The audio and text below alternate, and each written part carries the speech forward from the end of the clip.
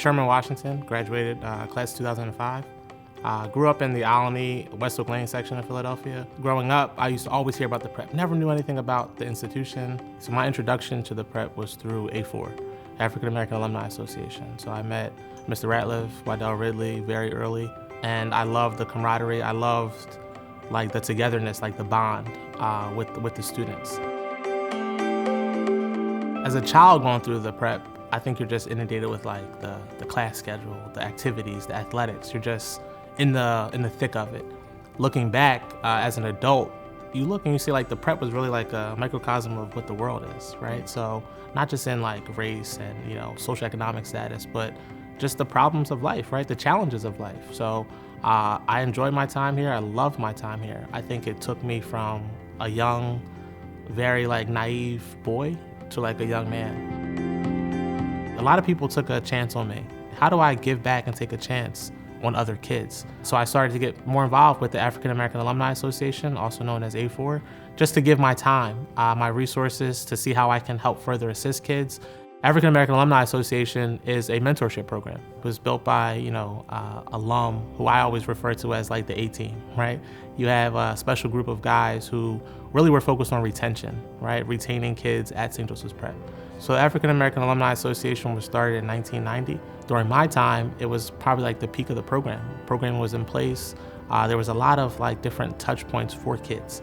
So looking back on it now, I look at like those special moments that we are creating with A4. It's more so life skills in addition to resources. So recently we had a freshman that was actually trying out for the crew team. He didn't realize that he needed to know how to swim to join the crew team. So he was a little bit down, right? You have to understand that he came to the prep not for crew, but he learned that crew was available in his pre-8th grade program. So he fell in love with it automatically, and he wanted to do crew as a freshman. He was cut short because he could not swim. A little bit down, however, we connected him with a swimming coach, and the swimming coach was teaching him how to swim through free period. Now he has a life skill, so not only does he know how to swim, but he'll be trying out for the crew team. Hopefully he'll make that crew team, but that's just like a feel-good story that we kind of like, have accomplished this year.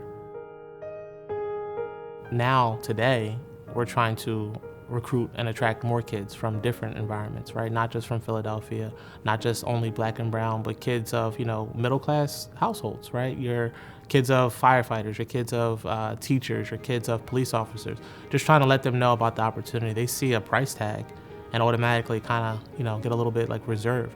So now it's trying to attract a student who represents what Philadelphia represents. So once we get kids in the selection process, how do we help support them financially? I would like to have a source where we can help with tuition, we can help with books, we can help with attire. I would like to have like a fund that we kind of raise over the next couple years to actually assist with those financial needs. I think the economic impact will touch a lot more families over the long term. It's not just meaningful to me, it's meaningful to my family. My dad passed in 2020. He died of a massive heart attack. But that's my foundation and my brother's foundation into St. Joseph's Prep. It was a dream that my dad had, right, for himself. That dream, long past for him, but it was the ultimate sacrifice that I'm gonna stay true and try to get my kids into this institution that I only could dream of attending. Definitely want to give a huge thank you to the selection committee for even nominating me for the Schnorr Award. I appreciate it. Humbled to accept it. It's not something that I do this work for, right? So it wasn't even something that I was even thinking that would happen. Also would like to thank President Marinacci for personally giving me a phone call.